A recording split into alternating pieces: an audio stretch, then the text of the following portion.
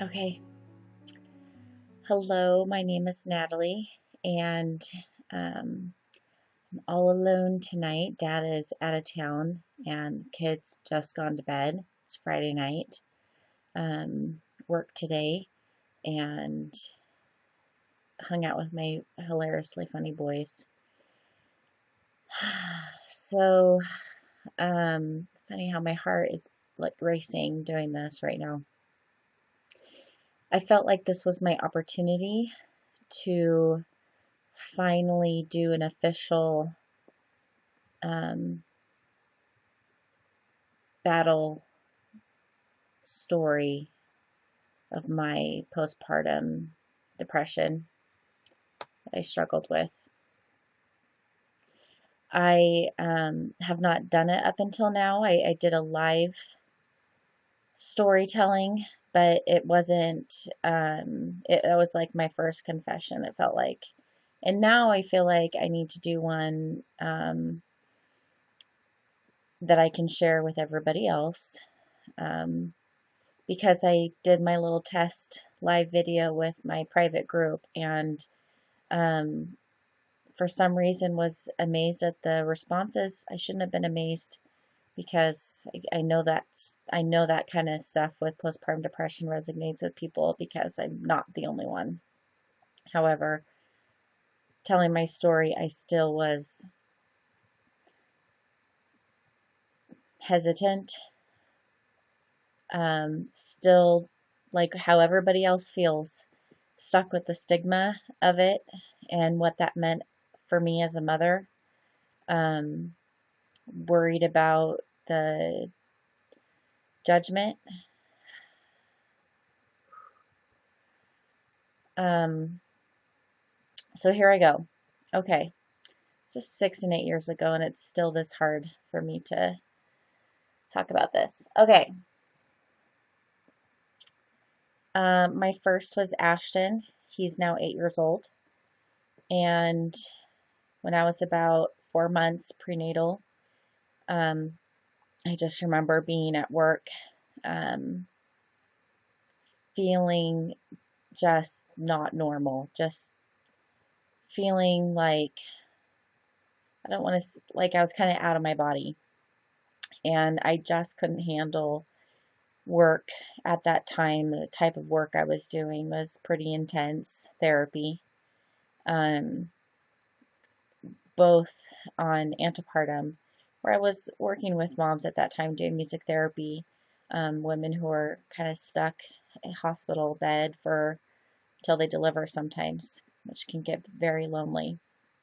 And us doing therapy with them, also in hematology and oncology, both adults and pediatrics, and teaching stress management and relaxation. And I just could not do it anymore. I couldn't combine the two of the stress of what I was doing and how I was feeling.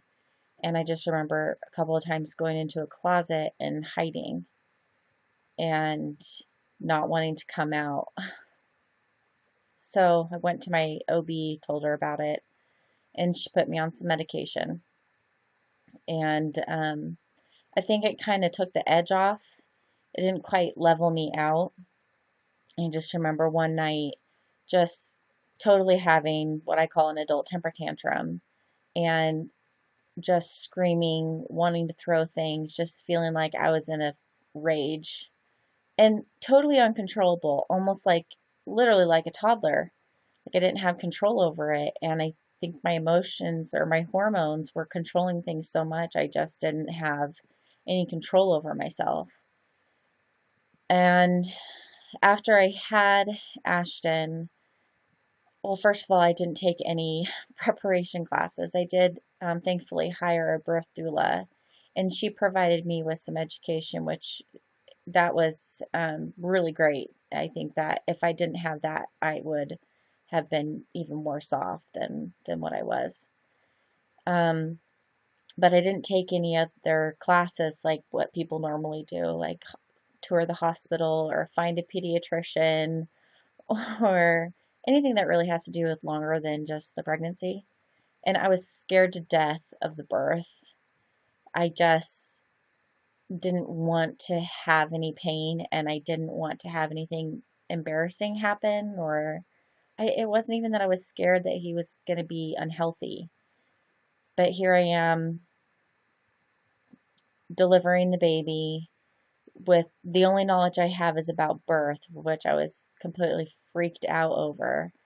And after I had him and started breastfeeding, and I was like, wait, this breastfeeding thing doesn't just happen. Like, you don't just plop them on there and they're just feeding. Like, what the heck is happening to me? Why does my baby not know what it's doing? Why are my breasts so, like, huge, like in my neck? And I tore so I couldn't sit and I was uncomfortable. And I know that's not nearly as bad as what other women go through, and especially when they have a cesarean, but um, it was uncomfortable to sit, and hemorrhoids and all, just everything. I was not prepared for that. I didn't even know that this stuff could happen because I didn't take any classes, and I didn't know to take any for some reason. And I didn't know that you had to learn about this. Looking back on it now, I think, duh, where were you living? And I was living in this prenatal depression, anxiety, more anxiety hell. And it just overtook my ability to prepare and think about this. And so I didn't get any classes. And I remember the third day, actually, I remember the first night, and I was like, why is this baby not sleeping all night? Or not necessarily all night, but why is the baby up at night and sleeping during the day? Like, I don't get this. And I'm just telling you the things that I obsessed over. And I didn't understand that. I didn't understand, why did he not sleep in his bassinet? That's what I got for him, and that's where babies sleep, in their bassinet, isn't it? And no, he wanted to sleep on my chest the whole night, every night for a month in the recliner. And the other thing was the whole breastfeeding thing. Because I didn't understand that when they cluster fed, between, mostly days 2 and day 4, that they're bringing your milk in, and they are trying to tell your body to produce milk and transition it from colostrum to milk. I didn't know that. And I also didn't know that it wasn't supposed to hurt, and my nipples weren't supposed to crack and bleed. I actually didn't know until after I had my second that the reason why my nipples were so torn up was because both my kids are tongue-tied pretty significantly. And somehow we made it through the month of just tears rolling down my face every time they would latch on, to just the sheer agony, like just stabbing knives in my chest. Not to mention that my boobs were so hard, I did not know why that was happening, and why it's like you feed them for an hour and then they won't right back on. You get them off for only like maybe 15 minutes. And I didn't know that the timing starts from the hour that you begin your feeding, not from the time that it ends. And he's cluster feeding, trying to bring the milk in. My breasts are hard because now day 3, I'm totally engorged. And it's like every single thing was like a total shock to me. And when you're not prepared for things, you're put under a significant amount of stress. I mean, imagine if you were on, climbing and hiking, and all of a sudden you have all these obstacles in front of you, and I thought this hike was supposed to be like a nice hike. I thought it was supposed to be like flowers and running waters and sun, and now I have this thunderstorm and I had to hide under this tree. And now I fell and I hurt my ankle, and now I can't hardly walk. And I drank all my water. This was supposed to be a nice hike. Why isn't this hike nice? And I think, oh my gosh, I wasn't prepared. I was wearing flip-flops instead of hiking boots. And I didn't bring any type of poncho in case it rained, so I had to stand under a tree. And I ran out of water because I didn't think to bring another water bottle. And that's exactly how postpartum was for me. I did not know what to expect, and everything was a disaster. Things that I are easily taught in classes. So, fast forward, I mean, I went through the normal blues stuff, and cried in the middle of the night for hours with Ashton while he was crying because I didn't know how to calm him down. I didn't understand that babies don't understand the difference between night and day. Um, they don't come out understanding that knowledge, duh. But I didn't think about that because I'm not prepared. And, about 4 months into it, I just still was not feeling any better. I was still feeling um, a lot of anxiety, um, a lot about leaving him and going since I went back to work, um, a lot about the pressures of now have one needing or feeling like I had to be the perfect mom, that if I didn't do ABC, that I was failing or that I wasn't doing it right. Some moms obsess over health issues like, oh, my baby has a cold, or it has a 99-degree fever, even though that's not a fever.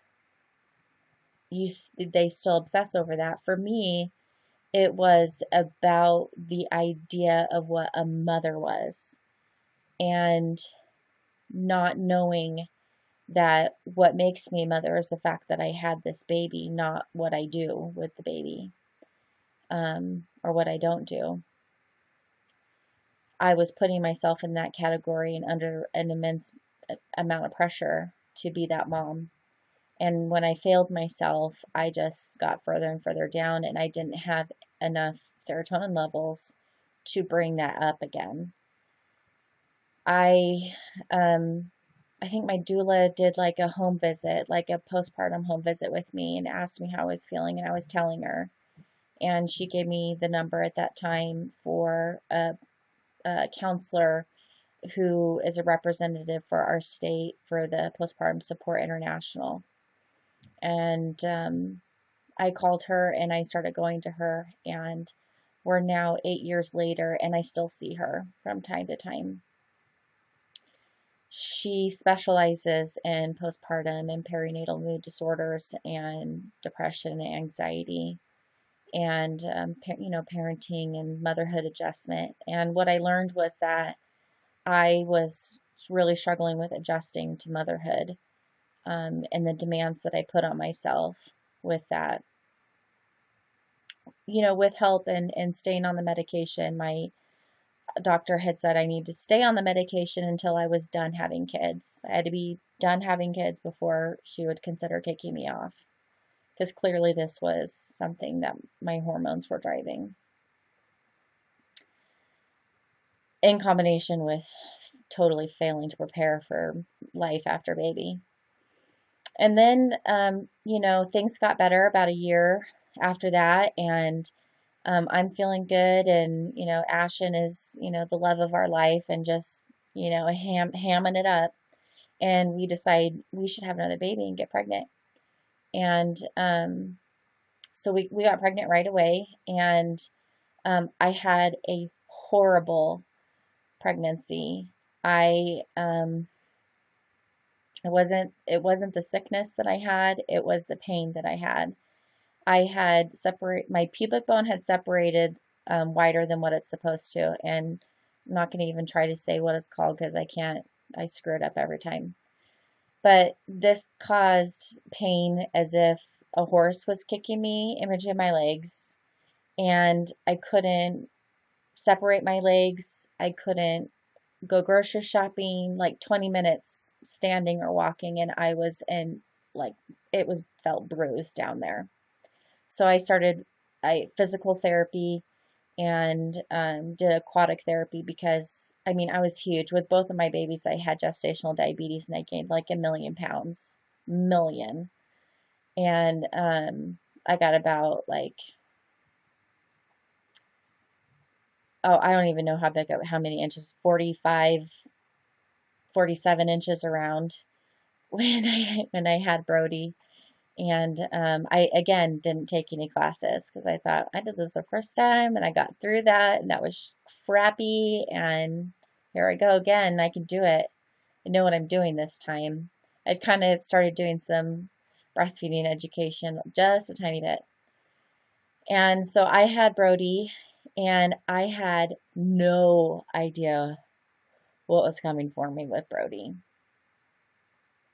And, as part of me feels a little guilty even about sharing what my pains were because I work with so many families that have children with special needs and come out of the NICU. And so I think here I am complaining about this healthy baby who is just incredibly high maintenance and super sensitive and a little colicky. And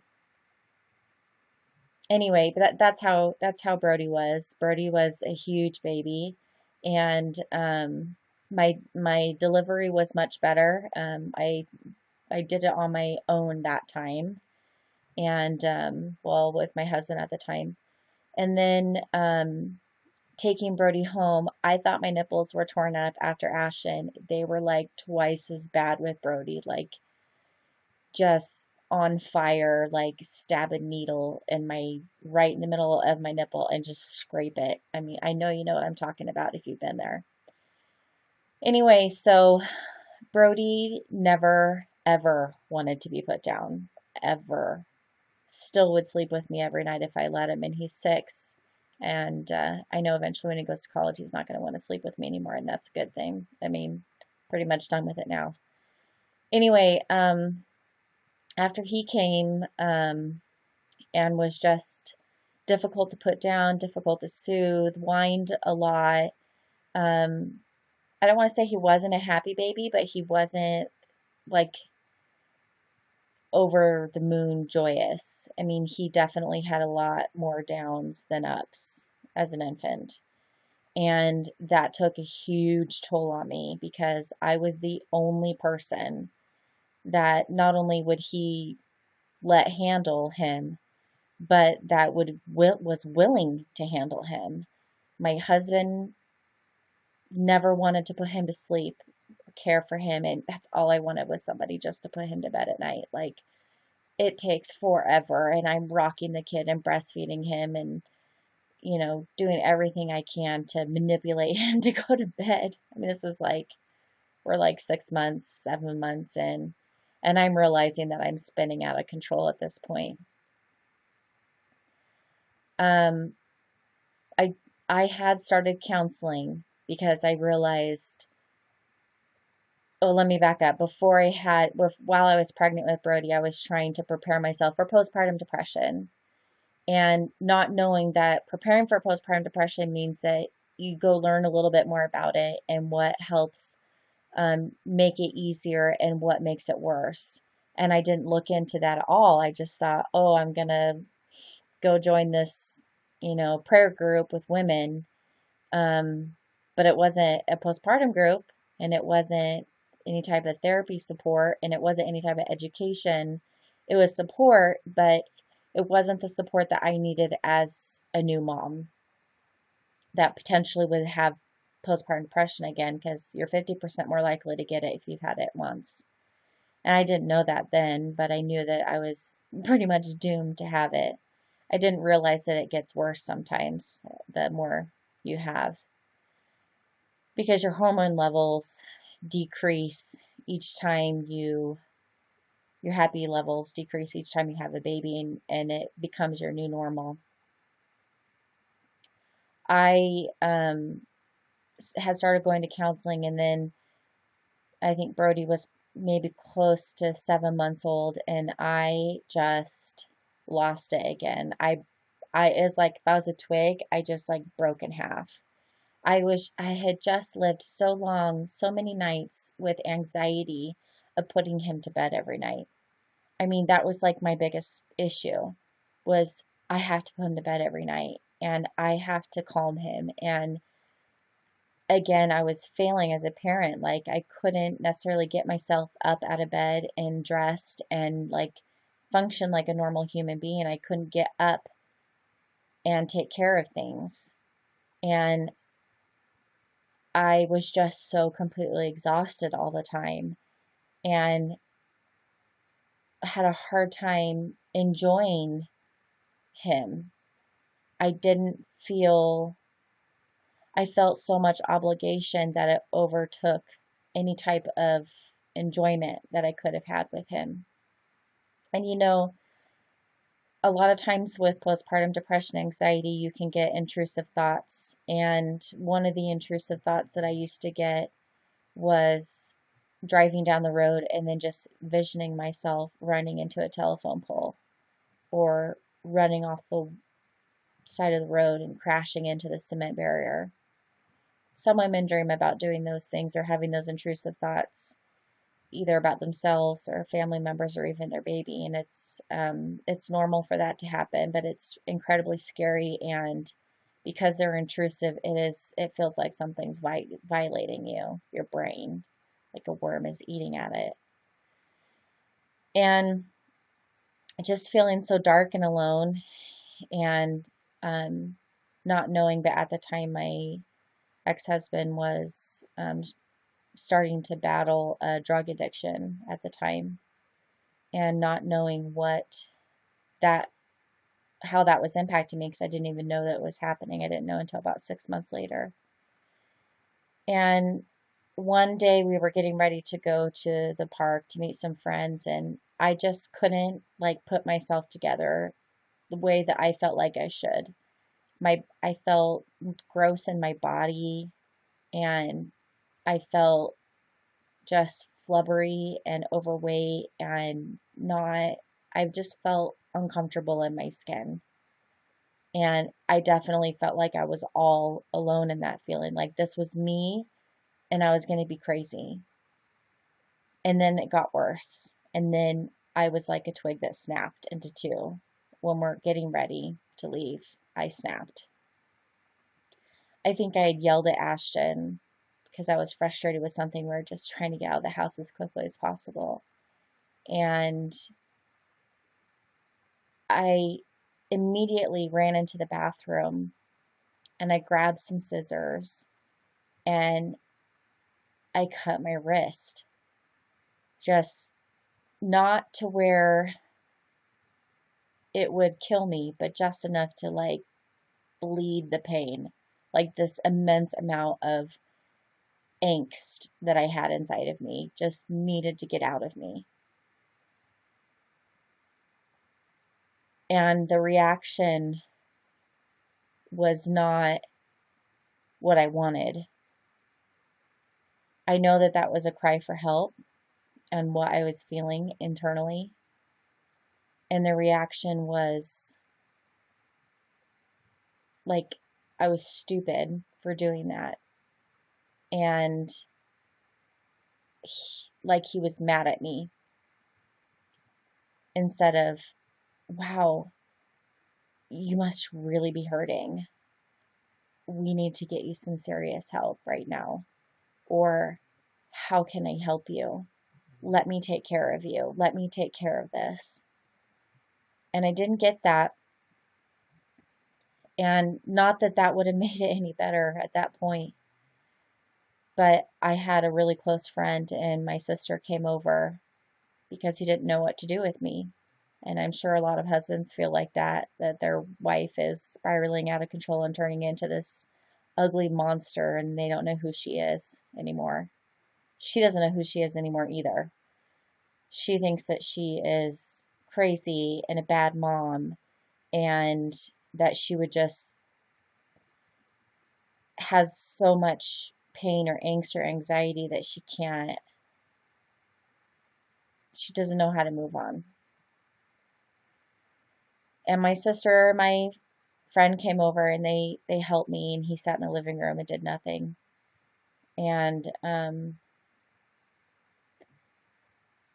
we got past that moment. I saw a counselor the very next day, which is what you should do in that situation. And I continued to see my counselor, and we just increased the medication and basically time. There was really not much other productive things. There was not much more I could do. There's not much more that I knew that I could do. or that I was capable of doing. I didn't have anybody stepping me through it every single step of the way, which would have been extremely helpful. Somebody that could really, digest into my diary in my head and say, you know what, these are the resources that you need. It's not just counseling or medication. You need some more help in the home, and this is how I'm going to get it for you. Or you need to take care of this piece of your life so that you don't have to worry about this. Or these are the things that you can do every single night to relieve your anxiety of putting your child to bed.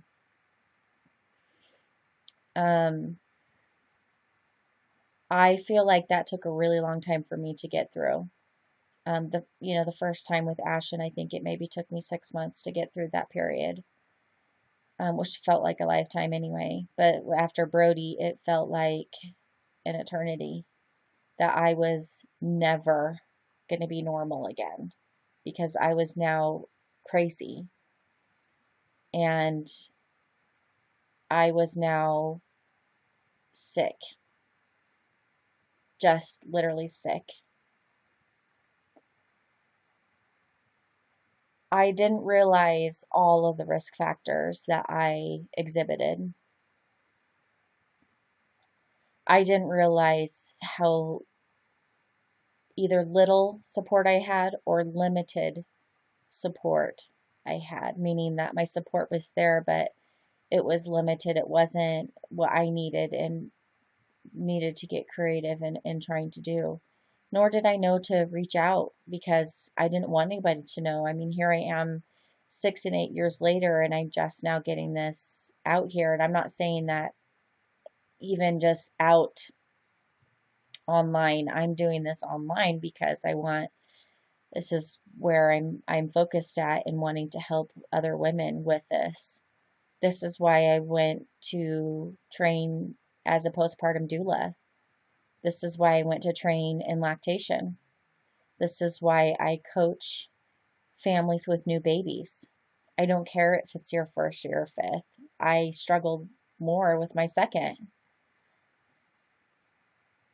This is also therapeutic. I had an opportunity to do this tonight, and this is something I've been wanting to do since I started building this mothership to help other women. And I had to take that opportunity because I knew that what had happened to me was meant for a bigger purpose. And I hope that even if just one person can learn from my story or just even relate to it, that would be worth it. And even if that didn't happen, it needed to be told.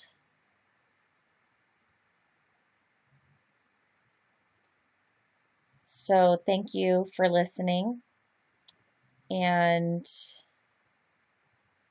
I appreciate any kind comments or anything that you felt like you understood or felt. And if not, then maybe share it with somebody that you think might need to hear a story about postpartum depression. Thanks.